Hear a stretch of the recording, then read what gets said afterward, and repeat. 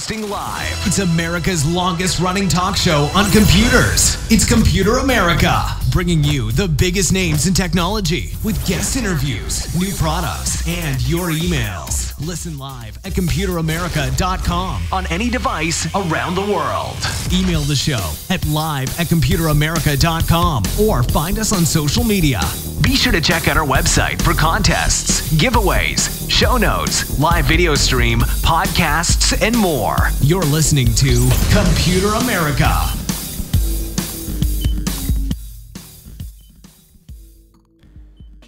Hello and welcome into the Computer America Show. We are the nation's longest running, nationally syndicated radio talk show on computers and technology. Thank you for joining us. I'm your host, Ben Crossman, and hey, happy Monday.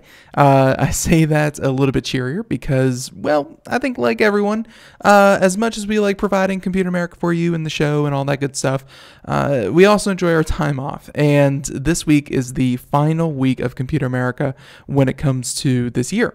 So our last show will be December 21st, and that runs until January 2nd when we come back swinging. But, because obviously CES will be happening just around the corner and lots of things to talk about.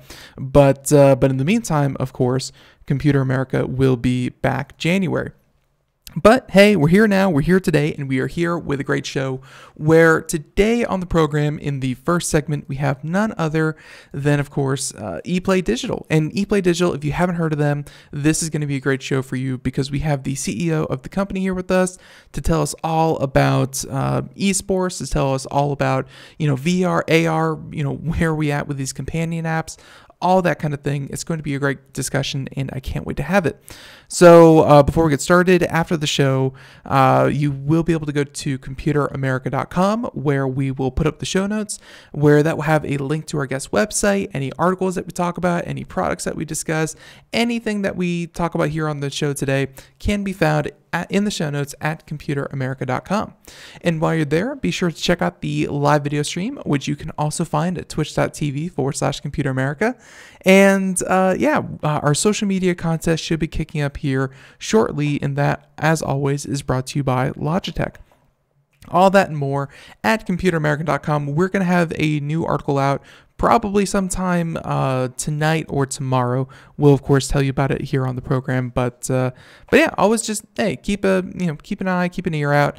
And in the meantime, let's go ahead, introduce our guest, and get started today. So as I said before, ePlay Digital. Tell us all about the company, what they do, and how they do it. Is Mr. Trevor Dirksen. There we go, Trevor Dirksen. He is the CEO of the company. And Trevor, thank you so much for coming on the program today, and hope you're doing well. I am, Ben. Thanks. Happy Monday.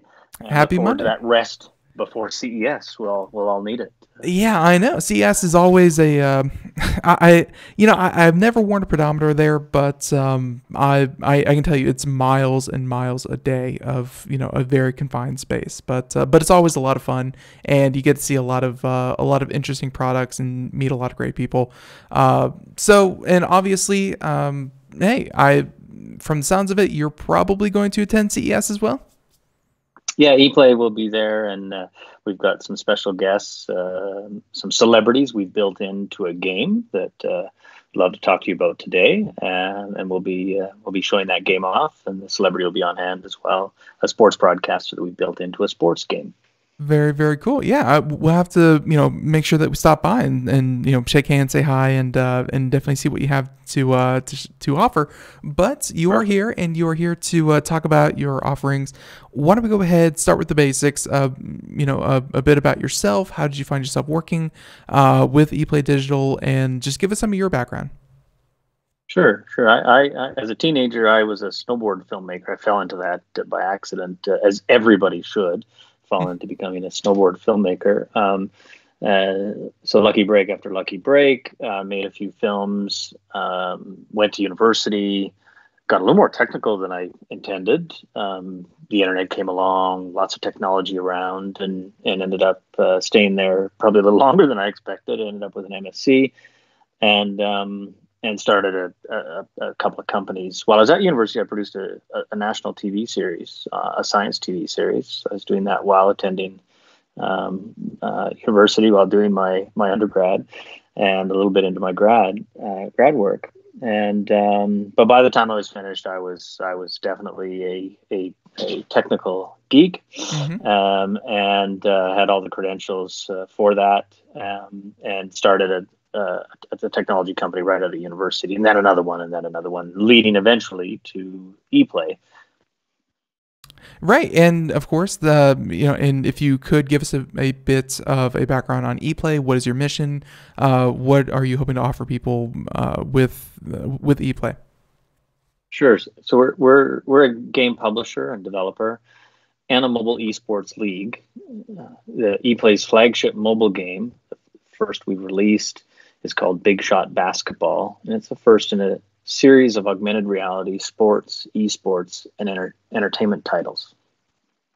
I gotcha. So tell us about, I guess the big one here, Big Shot. What is Big Shot? And obviously for anyone out there watching the video portion, we're going to throw it up on our website.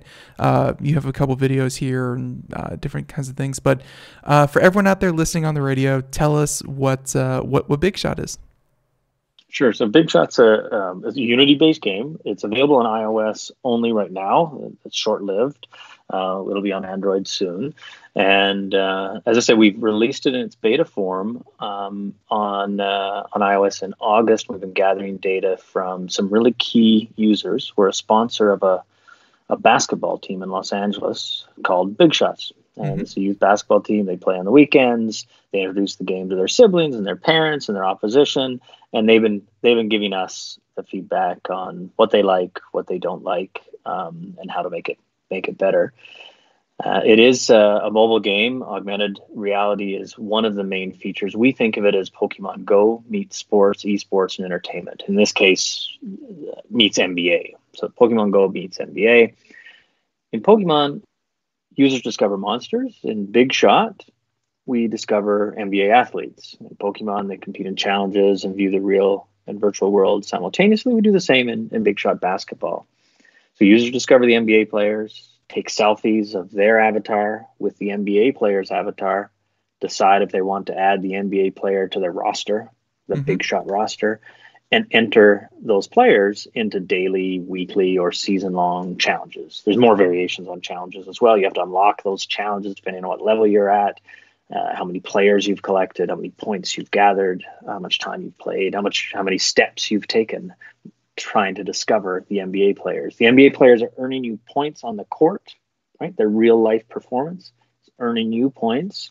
The number of blocks they make, the number of three-pointers, all helps their fans earn Big Shot points, unlock challenges, obtain tips so they can play better or go find better players more easily. So yeah, there's a lot to unpack there. Immediately, obviously, very, very apt that you use Pokemon Go. I think that's when it comes to augmented reality, that's really everyone's touchstone for what is possible. But then it sounds like you're also throwing in some fantasy league in there. Some, build up your roster, do challenges weekly, monthly, season long, and really, what is your hope with it? Because obviously going to see a basketball game, going to go see, the NFL or whatever, going to these sporting events, they're big productions on their own right. I mean, they're very entertaining. They're very engaging.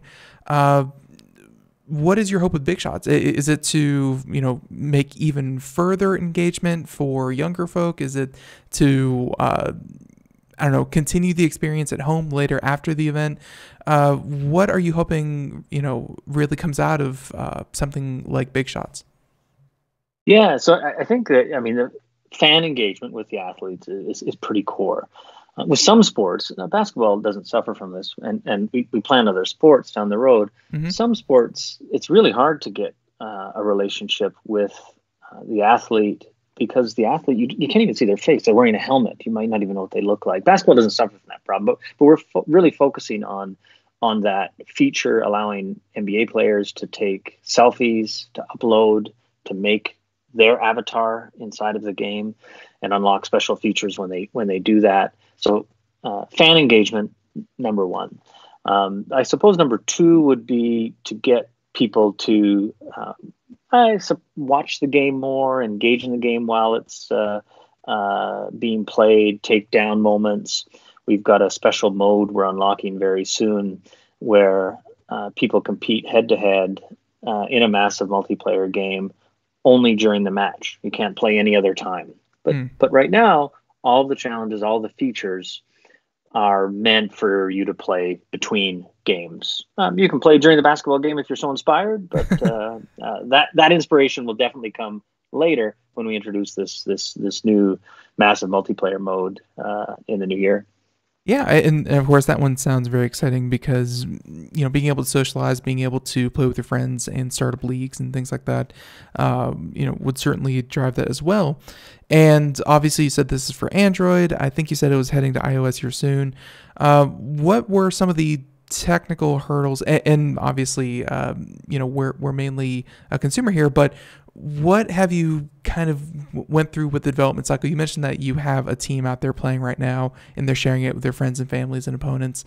Have you, you know, over the course of developing this, have you ever run into something where it's like, hey, this feature is really cool, you should really expand on that, or hey, we're not using this feature that much, let's focus on this feature? Like, just tell us about the development. Has it been a completely smooth ride like you were expecting? Never smooth. No, of course. We've so what can people relate to without getting down to the weeds too much? Probably the easiest thing for people to relate to, I think, is we're putting celebrities into the game, well-known personalities, and they would like to look a certain way. We don't know exactly what that way is. They don't know exactly what that way is when we start, and that's been a process for sure. Making sure jaw lines and chins and skin tone and hair are all. I'm not going to say necessarily perfect reality, because that's not what we're trying to create here, but pleasing but at least to everybody recognizable. involved. Yeah. well, recognizable and pleasing at the same time, for sure. And then we actually originally took an approach where the only way you'd play the game is by taking a selfie, and we'd attach that avatar to selfie to your avatar in the game, and that was basically the start of the game. You had to take a selfie, attach it to a head, and push that into the real world. Not everybody wants to use their real, so we had to learn some real lessons about what consumers wanted. That provided some technical challenges. Makeup messed up the technology. Some hairstyles messed up the technology. It wasn't as universal as one would hope. And we're still pushing through that. So if you've used Me emoji on your iOS phone, or I think it's called Animoji on your Samsung phone, and you've seen some issues with how those images of avatars come out, we're experiencing the same problems. And obviously, I think AR, VR, and really, you know, all these new formats, there's a lot of room. By one measure, there's not that much creativity going on because, you know, when it comes to AR, everyone just thinks Pokemon Go, and that's kind of what they expect, and that's it. But at the same time, it's a new field, and there's a lot that you can do with it. And I think we're still learning, and I'm sure that you know this better than most. Agreed. We're still learning the best way to tell a story, the best way to have an interaction in augmented reality that, you know, it's exciting because, again, there's a lot of ways that you could do it. And, you know, just kind of flipping through your site here, checking out the videos, you're showing that, you know, putting these characters' avatars out there, you know, doing these challenges, being able to put those into your everyday life. You know, you have a picture with an athlete out there on, it looks like, you know, kind of like a hiking trail or something. I mean, being able to do this anytime, anywhere, and to, you know, hopefully then engage with maybe your favorite athlete or with your friends about this, it seems exciting. It's just a matter of, I guess, telling that story in an engaging way. And again, I guess your idea of engagement is going to be this massively multiplayer aspect of it, as well as just the fact that, hey, people like sports. People can't get enough of fantasy and things like that. That's really what you're going for here with ePlay and with Big Shot. Leveraging sports is built into my DNA, is built into the team's DNA, and it's built into a lot of our DNA. But the game is meant for more than just the super sports fans.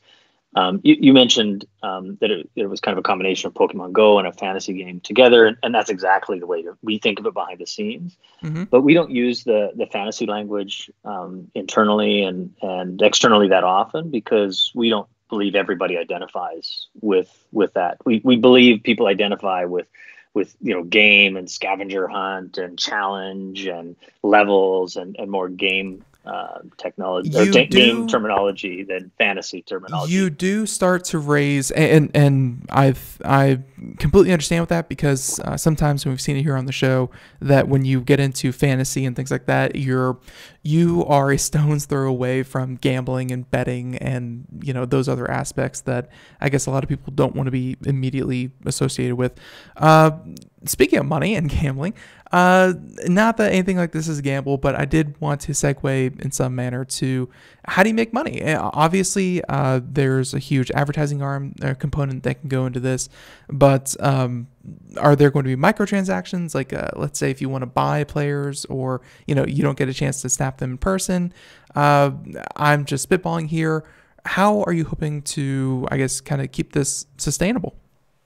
Yeah. Those examples you gave, these types of games, they make money from advertising. That's pretty well understood. In augmented reality, just kind of peeling back augmented reality a little bit, that kind of advertising creates, let's say, challenges. People don't understand it necessarily, to your point earlier, but also opportunities if we can help them understand that, and if others, the market, can help them understand that. So with augmented reality, product placement becomes kind of interesting. Sponsorships and variations on advertising become interesting. You've seen in-game advertising before. I think a lot of people recognize that when they're playing a FIFA 18 or a Y2K or an EA game. Mm-hmm.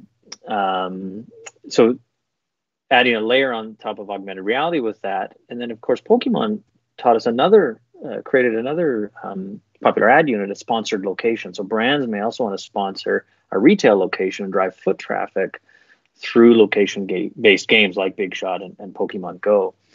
So mobile advertising is big. That's a $100 billion industry. And equal in size is the in-app revenue that you referred to as well. So skins, digital sneakers, we think we already know from some early sales, digital sneakers will be a big deal. Level ups, unlocks, special content and features, perhaps even subscription, but we'll start with mostly just in-app purchases and the kinds of traditional things you would see, let's say, from a Fortnite.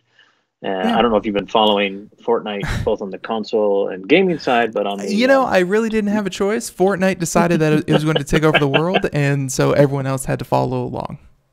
But have you also been following the Battle Royale, like the mobile game? Like most people are not following that as much. Battle Royale mobile. I mean, are you talking like in PUBG, Battle Royale in general, or just Fortnite mobile? Yeah. Fortnite has a Battle Royale, like a mobile version, and it earned $300 million in its iOS edition in the first 200 days, and so that's second in terms of revenue to Pokemon Go. So so Fortnite, of course, is a great console PC game. It's also a mobile game, and it's doing well there too, of course. Yeah, it shows the capabilities of mobile. It's not just a small thing. There's potential for a lot of growth there. So I can understand why you wanted to focus on that. And I guess that would have been my other question, which would have been, why are you focusing on, well, obviously your background and and your partnership, I believe with Mobo Vivo, which I think is a subsidiary of ePlay, but why AR, VR, or I should stop saying VR, just why AR instead of, let's say, a browser-based game? And that would explain it. It's just, hey, there's new opportunities here. Let's see what we can make. And so that makes perfect sense. Let's also talk real quick. Actually, you mentioned sneakers. People love collecting things. People love having items that are, that are rare, scarce, that it takes effort, that you can then, collect and whatnot. Are sneakers kind of like your trophy? Are sneakers your collectible kind of thing, besides the players themselves? Yeah, in a way, we don't know ultimately what is going to kind of break through with audiences. Mm-hmm. So we throw a bunch of things out there. The hunch, of course, is that sneakers. Some of the data is supporting that. Outselling sneakers in the game right now, and really, it's just nascent numbers. This is our biggest interview we've done to date. We haven't officially launched it. There's been no marketing associated with the app, other than our youth basketball team playing in Los Angeles, and one time in the summer in Las Vegas. The sneakers are being outsold by another feature called swaps. And you get free swaps. Swaps allow you to, when you're playing a game, you're walking around, you see a map, you see your avatar walking, you might be wearing a backpack, a ball cap, whatever you've got for free or paid for. You're walking around and you see coins, and the coins are various coins. And you might see a team coin. You might see a Lakers coin. Yeah, I think we're on your ePlaydigital.com. If anyone wants to check it out, you're on your homepage, and you can see a screenshot of your mobile app, and you see like the Golden State Warriors, you see the Mets, all these different teams with coins. And I'm assuming go to the location, collect the coin, and it's just another. And a player shows up. Right. Yeah. So when you click on the team, a player shows up. If you don't want that player on your roster, you can hit the swap button. Of course, we've written an algorithm that decides which players show up and how often. So if the player is trending and doing well, some players are going to be hard to find. The best performing players are going to be the hardest to find. There's tips and tricks built in that we can talk about. Some of the celebrities deliver those tips. But the swap, if you decide you want a different player than one presented, you get one free swap every 4 hours, or you can purchase a bundle of 4 for $1.99. I gotcha. So the breakout product so far isn't digital sneakers, but my hunch is it will be. Gotcha. No, and hey, like we were saying earlier, what's actually going to work in this thing, very much a gray area. But if you give people a good, nice, broad platform to play on, then hey, your customer base is going to tell you what they like and what to develop. So, for sure. Yeah, no, just obviously got to keep putting the ideas out there. And so we've been talking a lot about sports, traditional sports. Those are obviously big, but I've even noticed, like I mentioned, we were, or at least, we do broadcast on Twitch, and I've noticed that even on Twitch, which is a platform primarily made for video games and, for things like that. And we're going to transition to esports here in just a second. But I will say that traditional sports, I think the NFL recently struck up some pretty large contracts with some pretty big streamers on Twitch, trying to get the two audiences, which are pretty separate. I guess the video game crowd really isn't into traditional sports as much as other segments of the population. So we're seeing traditional sports trying to get into esports trying to, obviously there are more traditional sports organizations who are buying into esports. Talk about your role with esports and how you see that going. It's also a pretty new field, but it's developing very nicely. How do you see esports?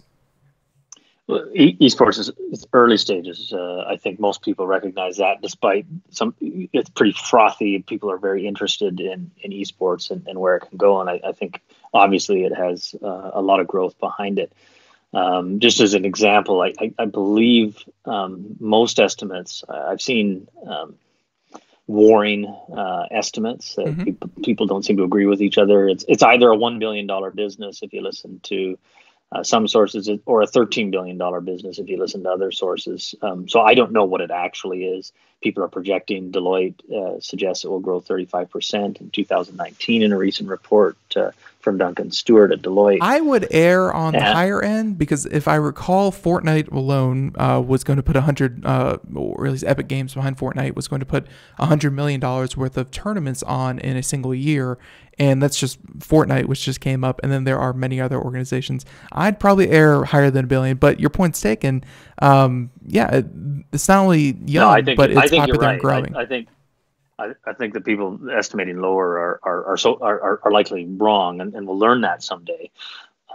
Sports advertising, just put it in context, sports advertising, just the advertising part of sports is $150 billion business.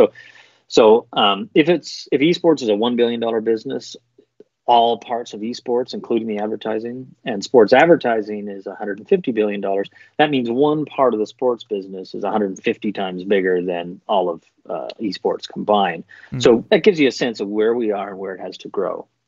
And a lot of people, I find, I don't know about your listeners, I'm assuming that they will mostly not have trouble understanding or appreciating that, like, some people enjoy watching other people play a game like football. Mm-hmm. Other people enjoy watching other people play other games like League of Legends and Clash Royale. That's not a big stretch if you think about, I'm just watching other people play a game. But other than the obvious, the difference is that when people are watching Monday Night Football, almost nobody is watching to improve their football skills. Right? That's a very rare audience member is there to improve their football skills. But a large percentage, sometimes a majority, if you look at Twitch data and you look at how many people are streaming versus broadcasting, if you break that down, it's predictive for a lot of esports viewers, sometimes a majority, are watching to improve their Fortnite skills, for example, to engage with players and fans. And perhaps, because your channel on Twitch would be about entertainment and information, are ways that are more similar to Monday Night Football. It's more of entertainment or lean back versus lean forward activity. No, it's obviously Computer America's infotainment. We put ourselves on Twitch because we do game reviews and things like that. We're also on YouTube. Like, we know it's not the primary thrust of Twitch, but at the same time, we know that, hey, it's definitely a growing market, and I watch a lot of Twitch in my off time. I completely understand. I'm sure the audience is split. As much as I hate to say it, a little bit generationally, where maybe a couple of the older audience members will say, "What? It's video games. Who would want to play? Who would want to watch that if you could play it?" And it's hard to explain that. You have to experience it for yourself. But at the same time, right? So esports, that's how they differ. There's a lot of engagement. There's a lot of people actively looking at video game streams and esports streams, as opposed to just football, who are just kind of maybe watch it with friends and kind of follow the stats as they happen more than just the action that's actually happening. That's certainly a key differentiation. Agreed. Talk about maybe some of the more popular games that you mentioned things like Fortnite. Esports, I'll admit, around certain fields. Let's see. I think Heroes of the Storm just had a big announcement that Blizzard and Activision are pulling out of Heroes of the Storm. Unfortunately, for any kind of competitive scene, getting these competitive scenes off the ground is hard. It's not easy to find your audience and to make turn a profit, things like that. Do you think a company such as yourself, where maybe you specialize in developing these apps, developing, not just watching the game itself, but also providing activities, or I guess in other cases, that quote unquote second screen experience, do you think that you can help these experiences, or at least these esports leagues, whatever, really find their audience? Because sometimes it's just turn it on, watch it when I can, whatever. People don't really make time to do that. Do you think you could help with with that whole thing for existing esports? For sure. Here's how I think of it. I think back to my snowboard filmmaking days. Mm-hmm. I was a skier. Snowboarding was banned on some ski hills. I followed the tour for a couple of years. There were two competing tours. So think of those as leagues. Right? And nobody was making really any money. Prize winnings were $1,500 a weekend. Right. Then all of a sudden, somebody got a McDonald's commercial, one of the snowboarders. Well, actually, and Trevor, we are going to have to stop right there. Music playing in the background means that we're about to head off into break. So if you don't mind, would you mind staying after and continuing on after the break? Absolutely. Perfect. So everyone, we'll be right back. More ePlay Digital, eplaydigital.com. We'll have a link in the show notes. Everyone, we'll be right back. Trevor Dirksen, CEO, more Computer America, right after this. Stay tuned. Greece is cheap. But the airfare costs a fortune. Paris? Not much closer, and again, airfare... What about Puerto Vallarta? Let's face it, flying anywhere is just too expensive. Wait, what's this? Low-cost airlines. With one call to low-cost airlines, you'll drastically slash your travel costs. We're talking insanely low airline prices to any of your favorite destinations. Where would you like to go? London, Rome, Costa Rica, Australia? Wow, that's cheap. So why wait? Call now to learn how crazy cheap it is to fly anywhere in the U.S. or international. Our prices are so low, we can't publish them. The only way to get them is to call to instantly hear the most amazing best deals on airline travel. It's that easy. So call now and start packing. 800-215-4461. 800-215-4461. 800-215-4461. That's 800-215-4461. We are all Brother Wolf. 10 years ago, a group of locals banded together to create positive change. We took animals into our homes, held adoption events at local retailers, and talked to the community about our mission to help build a no-kill Asheville. A decade later, we have achieved so many victories for animals in need. There's been so much progress, yet there's still so much to do. As part of our year-long celebration, we encourage you to become a member of our special Compassionate Circle program. With a monthly donation of $10 or more, you will have behind-the-scenes access to the work we are doing at Brother Wolf. Our goal is to reach 1,000 members because we receive no government funding. Working together, we can help build and sustain no-kill communities. Learn more at compassionatecircle.bwar.org. We are a 501c3 tax-deductible organization.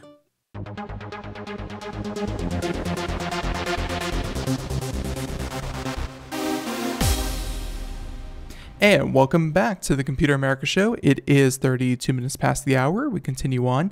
By the way, if you missed any part of today's program, check us out wherever podcasts are heard. Simply throw in Computer America. We should pop right up. There's also a full list and directory at our website, computeramerica.com. But yeah, it's simply today's show in its entirety rebroadcast. So you can time shift us, catch us, and catch any part that you didn't catch.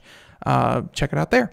So we continue on. We are talking to Mr. Trevor Dirksen. He is the CEO of course, ePlay Digital. Been talking about, of course, their AR app, Big Shot, and also just kind of where the just kind of where the space is when it comes to these companion apps with esports and just really, I guess, where ePlay Digital is trying to position itself. And Trevor, again, I apologize. We had to take a break, but yeah, we were just about to get into, I guess, the idea that, engagement and, really cementing the idea that, esports isn't just for something that you do, kind of when you want. There's going to be a lot more to do than just sit down and watch. Yeah, so the mainstreaming of esports, I was relating it back to how snowboarding, once was illegal on ski hills, then became an Olympic sport.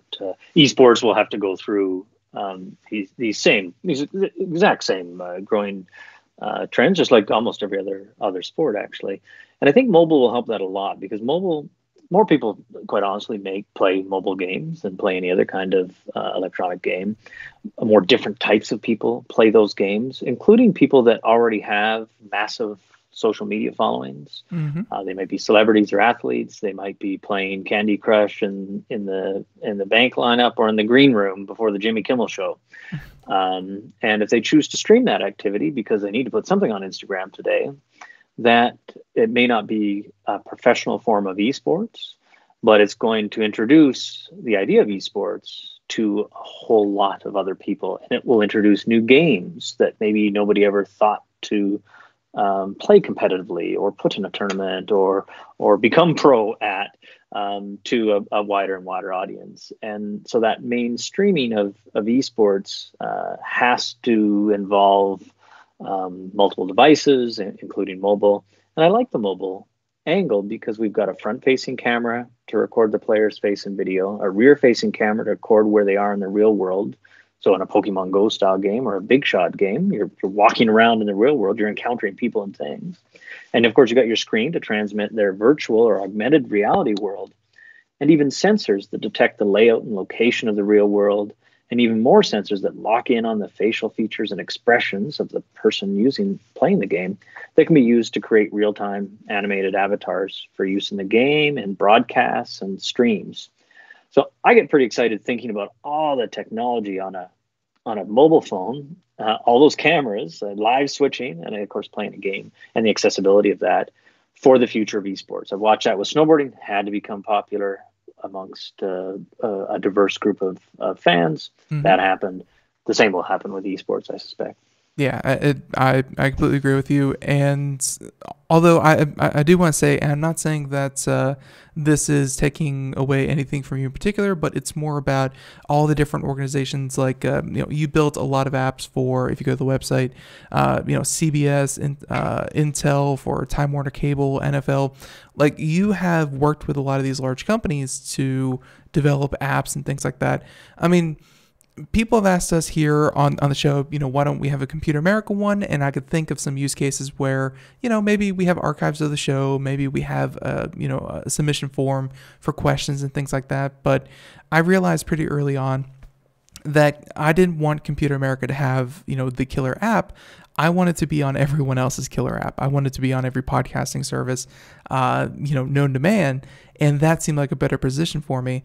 When you're developing these apps for different companies, or when you are, maybe talking to clients or where you want to go in the future, I mean, yes, there's, if you can have that one app that's a must download, you are sitting in a very comfortable position. But as it comes to lending your talent to other organizations, other companies, do you sometimes encourage them to say, hey, you really need to put out an app on your own? Or do you say, hey, you need to be a part of this other service that does this really well, and kind of add to... I'm afraid that, just saying everyone needs an app is going to make no one's app really stand out. So I'm wondering if, what's your feeling on that? Do you feel that everyone have to have their own app? Well, from a technology point of view, I'm kind of like, well, what's stopping anybody?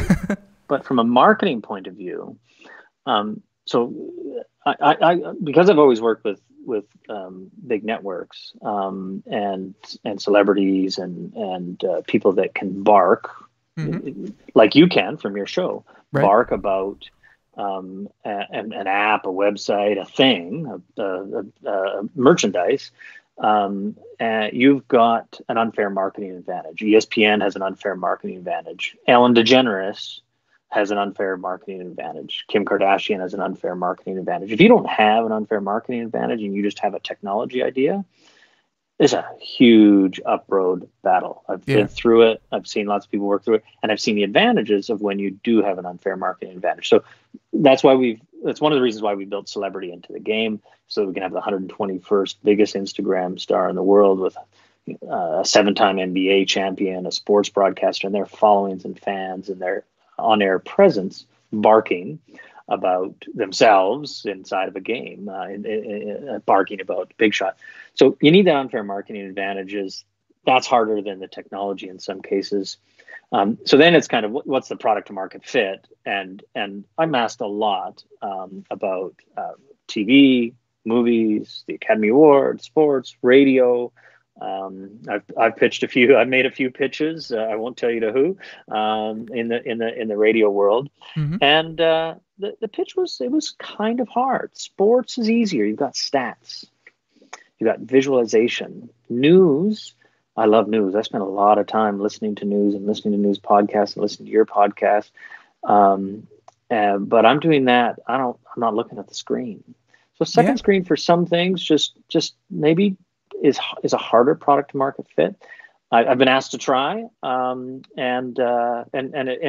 it's not always easy, and maybe it shouldn't be done. But if you've got an unfair marketing advantage like you do, you should be thinking about it more than a lot of people I get that just they don't have that going for them. Maybe I'm just risk adverse and I just take the path of least resistance, but no, I do like how you put that, and I guess to counter my own point, in some cases I would say not everyone having their own app is kind of like me saying not everyone should have their own website, which I'm very anti. I think everyone should have their own website, even if it's just a personal site to put your own accomplishments. I really do think everyone should have their own website, but I digress. Getting a little bit off topic. Let's get back to Big Shot real quick and ePlay Digital. I've been poking through your site, and one last aspect that we haven't touched on, long-term listeners are going to know. Let's try to keep this a bit on the light side, but talk about CoreCoin. Cryptocurrency has been a big talking point this year and really last year, leading up to, of course, Bitcoin and all that good stuff. But CoreCoin, something a little bit different and something that will be integrated into your ePlay games. What is CoreCoin, and how does that work? Yeah, it's a sports and entertainment coin that we've just been building into our apps because so many of our B2B customers, Mobile Vivo you mentioned earlier, the wholly owned sub of ePlay, our own Big Shot game and other games that we're working on, people earn points. Those points can be converted into coins, or those points could be coins. We just decided to start building this, what we call the sports entertainment coin core, into our customers and into our own experiences, with a good idea of what we're going to do, but I'm not sure we have any idea when. We had a lot of ideas when, but of course things have gotten. I would say some of the messaging is off brand for us, and things aren't as interesting as maybe they were looking to be. Maybe that changes. Maybe we're just in a trough of disillusionment, and we'll get over that. VR and crypto maybe is in that trough at the same time. Maybe they'll both jump off the other side. So we're just utilizing it and putting it in the game. Nobody really knows that. It's all hidden, and the idea is that we'll reveal that someday with a marketing campaign, and people will love it. We've got other work that's a higher priority at this point. I got you. No, it's I think you are like many other companies out there that wanted to have the foundation laid, but much like when you put a house down, you want to make sure your foundation is all set. Everything is you might not use it now, but you might want to use it later. So hey, dig once. Well that's very, very good. So that makes sense. Let's go ahead and kind of talk about this question here, crystal ball, but essentially it's saying we have been talking about the potential for growth. We've mentioned mobile, we've mentioned esports, we've mentioned this AR app. A lot of it is, well, which one of these technologies is going to be a screaming success? And it really seems like ePlay Digital has been lining itself up to really take advantage of whichever one does. You have all your bases covered. Hey, sports pun, but all your bases covered. You're good to go. In 5 years, where do you see ePlay Digital? Or where do you see, I guess, all this heading? Yeah, ePlay Digital is kind of a simple answer to that. We're focused on mobile games today.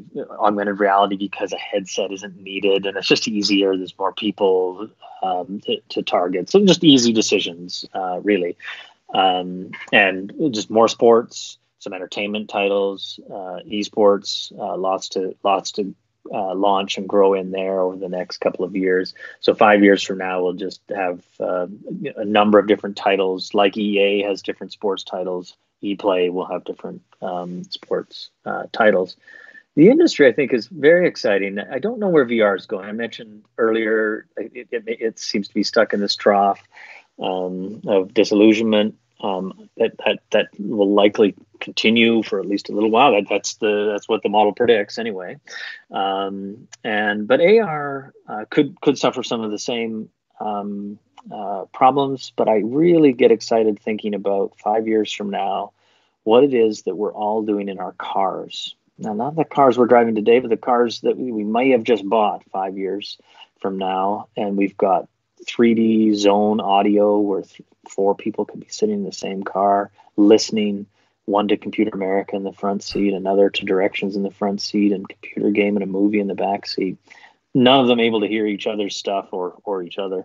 And there's glass all over that car, a windshield, side windows, panels, back seats, just giving us augmented reality experiences. When Google and Apple are investing in cars, it is a kind of neat mobile device to think about. And so I think we're going to start seeing that about 5 years from now. And more people will understand augmented reality then, and they'll really get it when they see it in their windshield. So yeah, so a couple of things there. I think you're hitting on another big one, which I guess throwing out all the buzzwords, self-driving cars. And yeah, I know you didn't say self-driving car, but really we're quickly heading to a place where cars are going to drive themselves or things like that. And hey, people are going to have to be entertained for an extra hour a day on their commute or 2 hours a day on their commute. When no one is driving or has to pay attention to the road, what are they going to pay attention to? And you're right, in a lot of cases, it's going to be other media. It's going to be AR, VR. It's going to be their phones or audiobooks or something like that. So we're going to need creative solutions for these problems we've never run into before. So I like where you're going with this. You seem like you are really in touch with the market and where it's going to go, where it could go.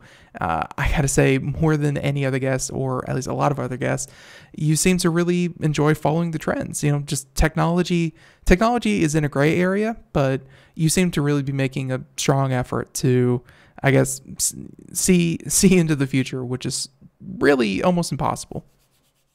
Yeah, no doubt. And it's easy to get burned too. So you have to go through a few cycles of that to know. You mentioned second screen earlier on. We were the leading second screen company. At the moment, we were the leading second screen company in whatever year that was, 2013, 2014. I can't remember what year it was. Mm-hmm. I told my whole team, do not use that word. It's going to become a swear word in a few years, and nobody's going to want a second screen anything. And it only took months till that trough hit. Well, hey, and hey, you're right. Obviously, like I said way at the beginning about AR and VR, there's great opportunity there. It's just going to take someone to really revolutionize it. Like when I see streamers sit down and play a VR game, and mainly in the horror genre of all genres, but when I see people play VR and they play these really scary games and they have very visceral reactions, admittedly, they can only do it for like an hour or two before they get motion sick or what have you. But it's a very engaging experience for the audience. It's a very engaging experience for the person playing it, and that has value. It has a lot of value, and I can't wait to see where it goes. And hey, I can't wait to see where ePlay Digital goes. Let's go ahead, wrap it up. I'll let you have the last word. Trevor, if people want to find out more about ePlay, where can they go? Where's the best place? I'll go to eplaydigital.com, eplaydigital.com, all one word, obviously. And if you're in the Apple App Store, search Big Shot Basketball and to have a look at some of the sneakers. There's more coming, and try and find, I don't know if it's LeBron James. Get out in your neighborhood and see if you can find him. There you go. And of course, we're looking forward to seeing you guys out at CES. We'll definitely stop by, and everyone will have a link to that in the show notes, computeramerica.com. And Trevor, if nothing else, I want to say happy holidays. Thanks for coming on. Thank you for your time. And really, you are in a very exciting space, and I can't wait to see what you guys do with it. Thank you very much. Great chatting. All right. Have a great one. Bye-bye. Later, Trevor. I know. All right, everyone, and there he goes. We are done with that interview. Really a lot of fun. Again, ePlay Digital, and hey, like I said, no one really has a silver bullet for what is the perfect solution for a lot of the technology that we talked about here today. But, kind of what he said, if you throw a lot of things at the wall and see what sticks, Even if that wall seems like it's made of Teflon, you got to keep throwing, because one of them. It's what is that quote from Monty Python and the Holy Grail about the building castles in the swamp? And he's like, that one sank into the swamp, then that one sank into the swamp, then that one burned down, fell over, and sank into the swamp, and then the fourth castle stood, and that's what you'll inherit. ePlay Digital, good luck, best of luck. Thank you for coming on. Okay. Now, in the second part of the program, we are going to do computer and technology news. We have 10 minutes, plenty of time to get a couple of these in. Let's see what we can do. Everyone, computer and technology news.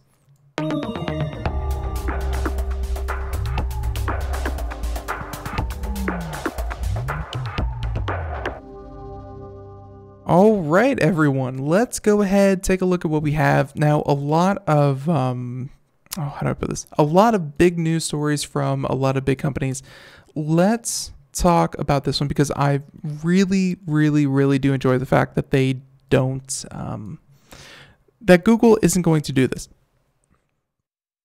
Sorry. So Google has reportedly ended, there we go. Google has reportedly ended its Chinese search project, or its China search project. That would be Project Dragonfly, if you weren't keeping up to keeping abreast, up to speed with this. And that was a search engine that they were reportedly working on with the Chinese government to bring to the Chinese market, which has been ever so elusive for Western companies to try to get a foot into, because things like Google, if you type into Google and you type in something, let's say controversial or a touchy subject, or something that, if you're in an authoritarian government and you don't want your citizens seeing that, China completely has that right. They are not just censors of information, of potentially violent information, but they are censors of ethics, morals, and really free thought. Google, on the other hand, was built with the idea that it would troll the sum knowledge of, or at least the culmination, there we go. Hey, words are hard. The culmination of human knowledge available to us through the internet. That was Google's promise. They would simply index and deliver onto us what we are looking for. Admittedly, Google does some basic censoring for, some obviously very, very bad things, but by and large, they've stuck to that principle. When you start talking about Google for China, you run into censorship and the idea that free speech, do no harm, do the right thing, whatever Google's motto happens to be today, very at odds with each other.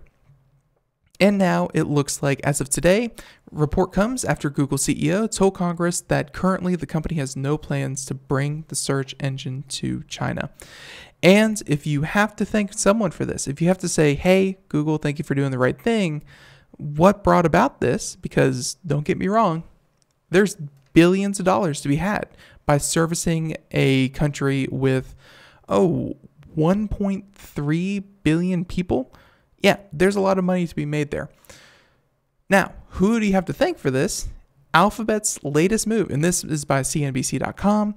Alphabet's latest move comes after, quote, hundreds of employees protested the project known as Dragonfly, and would reflect another response on the part of executives to internal disagreements with company plans, end quote. Another one was that Google had some projects with government agencies when it came to face tracking, artificial intelligence, and things that obviously they had some government contracts, although I think one of those government contracts was with Amazon and their drone program. Long story short, Google's employees stepped up, and I gotta say, it's very nice, I guess is the best word I can use, to hear that at least Google's employees still have a voice. Admittedly, they have to be 100 strong, and they have to take it up with Google, leak plans, have them dragged in front of Congress, questioned. But really, this was a change by and large, not from consumers, but from the people actually developing and putting out this material. Google, that's never a bad move. yes, it's never a bad move to listen to your customers, but it's also never a bad move to really take the conscientious objections of your employees and take those to heart.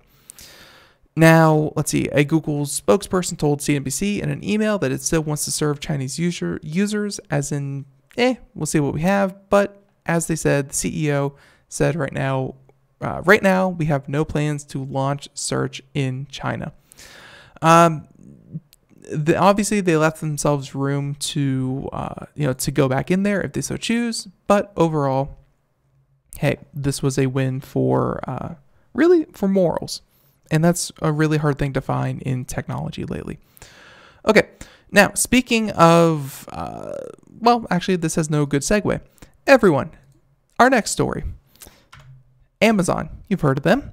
Amazon reportedly wants to curb selling CRaP. And CRaP is actually an acronym. CRaP, and whoever came up with this, perfect. CRaP stands for Can't Realize a Profit.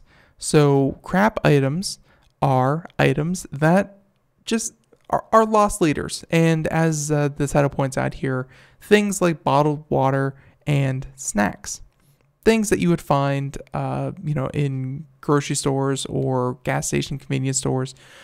Yeah, things that just make zero sense. Because really, when you think about it, to sell a case of water, let's say 24 bottles of water for just like $6, and have that delivered with all the gas and all the logistics that go into delivering that $6 package of water, which is heavy, to someone's front door, that doesn't make a lot of sense, at least economically. So they said that the items, which include things like bottled water, soda, snack food, are usually sold for less than $15 and are expensive to ship because they're heavy or bulky. Obviously. They said that they want to rethink its strategy for some items it sells internally that it describes as, can't realize a profit. And Amazon is eliminating some of the items and working with manufacturers or vendors to repackage others so that they're more profitable to sell online. In the case of, let's say, Coca-Cola bottled water, Amazon worked out a deal where the package are shipped directly from Coke rather than being sent to an Amazon fulfillment center. As in, saves them a little bit money on the actual shipping. They said that Amazon is doing this now, according to the Journal, because it can rely on third-party merchants to pick up the slack in offering a wide range of selection, which customers now expect from the everything store. If you haven't seen Amazon and really experienced what they have to offer when it comes to their everything store policy philosophy, man, they have some of the best junk food you have ever seen. Definitely check that one out. They said that the move to eliminate or alter unprofitable items on the site that Amazon is not afraid to throw its weight around with vendors, likely because of its dominant position online. They said that Amazon is expected to account for almost half of the U.S. e-commerce market this year. Half. One site is 50% of all e-commerce. That is crazy. And that nearly half of all online product searches start on Amazon. Many consumer packaged good brands don't see a choice whether or not to sell on the website. Because, hey, if people are there, you got to go where the customers go. Although I do think that Amazon is playing a tricky game here where if Amazon starts to boot too many little parts of its store off where they say, hey, we're not going to sell bottled water, then I can completely see a situation where, let's say you have a grocery list, you go to Amazon and you start to, kind of throw things out. And if some of these loss leader items aren't going to be available, let's say your water and your soda and your chips and your crackers, and, a majority of your whatever list isn't on there, you'll just say, forget it, I'll go to the grocery store, I'll pick it up while I'm there. Certainly a possibility, and we're going to have to keep an eye on that. Now, everyone, the music right there means that we are just about done for the day. I want to thank everyone for tuning in to Computer America and seeing, what it is that we do here. Thank you. Again, one more time, beginning and end of the show. Computer America will be off the air starting this weekend. So our last show will be December 21st, and then we'll be back January 2nd with all new shows, all new Computer America, and all new guests. Thank you for tuning in. If you missed any part of the show, check out our podcast. For everyone out there listening on Twitch, for everyone out there on IRN, for everyone out there in the podcast website, whatever, thank you for listening to our show. And we hope to have a lot more fun tomorrow on the program if we have time. We are scheduled to have none other than Scott Schober, cybersecurity. Always a lot of fun. Looking forward to it. Scott Schober is going to be on. And everyone, have a great weekend. Bye, everyone. Or actually, no, not a great weekend. Catch you tomorrow. Everyone, tune in tomorrow. Thanks.